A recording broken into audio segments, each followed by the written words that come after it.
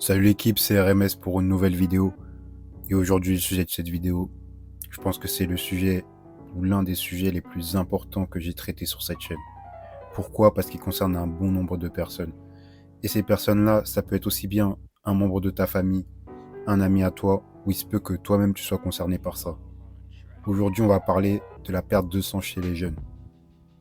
Il y a un bon nombre de statistiques récentes qui montrent une nette dégradation de la santé mentale chez les jeunes, avec un manque de satisfaction qui est aussi bien chez les étudiants que chez ceux qui travaillent. Et ce sentiment de mal-être, je l'ai pas mal observé autour de moi, même si les raisons peuvent être multiples. Mais le point commun que j'ai relevé, c'est un manque de passion et d'objectifs chez pas mal de personnes. Et aussi beaucoup de personnes qui se sentent perdues, qui savent pas où aller, quoi faire. Donc les questions qu'on peut se poser, c'est pourquoi autant de jeunes se sentent perdus? Pourquoi on a l'impression de pas savoir où aller dans la vie? Et surtout, comment retrouver ce sens à cette vie et cette passion? C'est ce qu'on va explorer aujourd'hui. Un des plus gros problèmes selon moi, c'est la surcharge d'informations et les attentes irréalistes qu'ont généré les réseaux sociaux. Dans un monde de plus en plus connecté, où on est constamment bombardé d'informations, que ce soit sur Instagram, TikTok, YouTube, on voit des gens qui semblent avoir tout réussi et qui vivent de leur passion. Et parfois, je pense qu'on a du mal à pas se comparer aux autres. Mais le problème de cette comparaison constante, c'est qu'elle peut être paralysante. Au lieu de nous motiver, ça va nous faire douter de nous-mêmes et de ce qu'on peut faire. Et au final, on peut même se retrouver à pas savoir ce qu'on veut réellement et à stagner. Et pour contrer ça, je pense qu'il est essentiel de se déconnecter des réseaux sociaux, d'internet de temps en temps et de concentrer sur des activités qui t'apportent de la valeur, dans lesquelles tu te sens bien et tu n'es pas jugé par un algorithme, des likes, des abonnés. Et pour les réseaux, je pense que faut que tu suives des personnes ou des comptes qui t'apportent de la valeur réelle, qui t'inspirent positivement et qui te font aller de l'avant. La deuxième raison peut être la pression sociale et familiale. Bien souvent, on peut être poussé à suivre des chemins considérés comme sûrs et prestigieux aux yeux de nos proches ou de la société. Et pour la famille, ça peut se comprendre en vrai. Bien souvent, ta famille, elle te voudra du bien, elle voudra le bien pour ton avenir. Mais parfois, ce qu'il faut garder en tête, c'est que ça peut être leur propre perspective de la réussite et de ton épanouissement qu'ils projettent sur toi. Et le problème avec ça, c'est que sur le long terme, il y a des chances que ça reflète pas vraiment qui tu es réellement. Et je pense que pour s'en sortir, la clé c'est d'apprendre à écouter sa propre voix. Je sais que c'est pas toujours évident parce qu'on est fortement influencé par notre environnement dans lequel on a grandi, nos amis, nos proches, etc. Mais il faut que tu essaies de te demander ce qui te rend heureux toi, indépendamment des attentes des autres. Le troisième point est lié à l'incertitude économique. Aujourd'hui, l'économie d'un pays comme la France et bien d'autres reste instable et même le marché du travail est extrêmement compétitif. On en demande toujours plus. Et il y a beaucoup de jeunes aujourd'hui qui ont du mal à trouver leur place. Le chômage et la précarité en concernent un bon nombre. Et c'est pas rare de même voir autour de moi, voir des jeunes motivés, diplômés, qui ont des tonnes de capacités, mais qui peinent à trouver un emploi, même une alternance. Et cette incertitude face à leur futur professionnel, ça peut leur faire douter d'eux, ça peut leur faire douter de leurs capacités, ça peut leur faire douter de leurs objectifs. Mais je pense que pour y faire face, il faut persévérer. Il faut se concentrer sur ce qu'on peut contrôler en priorité. Si c'est vraiment ce que tu veux faire, si c'est vraiment ta passion, la chose qui t'anime, l'une des raisons pour laquelle tu veux te lever le matin, il faut que tu persévères. Il faut que tu développes des compétences que les autres n'ont pas. Même si ça doit prendre du temps, petit à petit, tu y arriveras. Et ça, ce sentiment-là, ça va te redonner la confiance et du contrôle. Après, je sais très bien que la situation de chacun n'est pas la même. Mais parfois, c'est possible de se retrouver face à une impasse, d'avoir essayé des choses, d'avoir travaillé, d'avoir tout fait bien, mais on reste bloqué.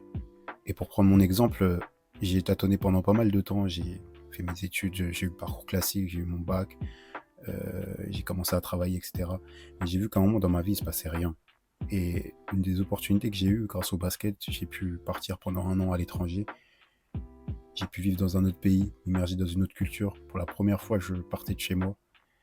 Et ça a été un des éléments déclencheurs qui m'a le plus changé, qui m'a le plus fait grandir. Et souvent, quand on réussit pas ou qu'on galère un peu, on a tendance à dire que c'est notre faute, qu'on travaille pas assez dur, qu'on n'en fait pas assez. Et parfois, c'est pas forcément ça le problème. Parfois, ça peut être le lieu, ça peut être l'environnement dans lequel tu évolues, dans lequel tu vis, qui peut te ralentir. On voit beaucoup de Français ou d'étrangers, qui n'y arrivaient pas, qui n'arrivaient pas à créer leur business, qui n'arrivaient pas à réussir dans leur domaine. Et une fois expatriés, ils ont réussi. Alors que pourtant, c'est la même personne. C'est le même état d'esprit, c'est le même travail. La seule chose qui a changé, c'était le lieu. Et pour appuyer ça, il y a un proverbe très intéressant et très vrai qui dit que une bouteille d'eau peut valoir 50 centimes dans un supermarché, 2 euros dans une salle de musculation, 3 euros au cinéma et 6 euros dans un avion. Mais l'eau reste la même. La seule chose qui a changé sa valeur, c'est le lieu. Donc la prochaine fois que tu penses ne rien valoir, tu es peut-être juste au mauvais endroit. Maintenant qu'on a toutes ces informations, en quoi la passion peut redonner une direction à sa vie selon moi?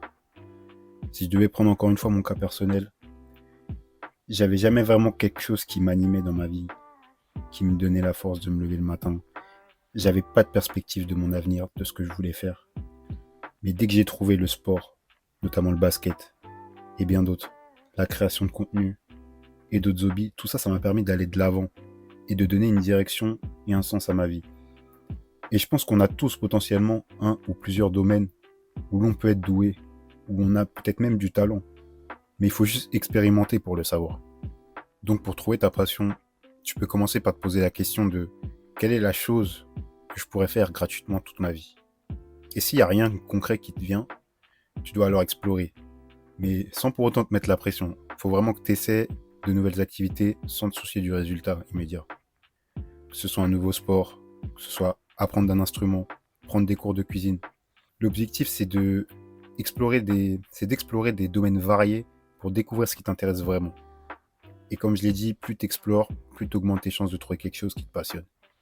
Il y a un des indices que j'utilise et qui me permet souvent de savoir si j'aime quelque chose, c'est les moments de flow. Les moments de flow, c'est un état où tu es tellement concentré sur l'activité, tu es tellement concentré sur la tâche que tu perds la notion du temps.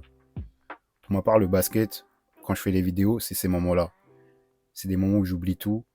Et parfois, sans le savoir, j'ai passé 1 heure, 2 heures à travailler, tellement j'étais concentré. Et ça qui arrive quand tu aimes authentiquement quelque chose. Tu aimes authentiquement une activité. Il faut que tu réfléchisses à ces moments-là où tu te trouves dans cet état dans ta vie. Et un aspect aussi primordial dans le fait d'avoir trouvé une passion, c'est le sentiment de connexion avec les autres. Dans une société de plus en plus individualiste, faire partie d'une communauté ou développer des amitiés avec des personnes qui partagent vraiment des choses en commun avec toi, ça te fera le plus grand bien. Pour ma part, la grande majorité de mes amitiés, elles ont été créées par le sport, que ce soit dans les clubs, dans les tournois ou même en jouant dehors. Après, il est vrai qu'il y a certaines activités qui sont plus solitaires que d'autres, mais une des bonnes choses que je dirais que Internet a pu apporter, c'est qu'aujourd'hui, tout le monde peut partager sa passion, que ce soit à travers les réseaux sociaux, les vidéos, les forums. On peut très bien utiliser Internet de manière positive en partageant nos passions et en nous connectant avec d'autres personnes qui la partagent. Et pour conclure, je dirais que, en tant que jeune ou moins jeune, c'est tout à fait normal de se sentir perdu par moments. Mais réduire la surcharge d'informations, écouter sa propre voix, se reconnecter avec les autres en acceptant l'incertitude, et aussi en prenant des initiatives, ça va te permettre de combattre cet état. Et surtout, n'oublie pas que la passion, ça se découvre au fil du temps. Faut pas que tu te mettes la pression, il faut que tu gardes l'esprit ouvert. Merci à toutes et à tous d'avoir suivi la vidéo, et je vous dis à la prochaine.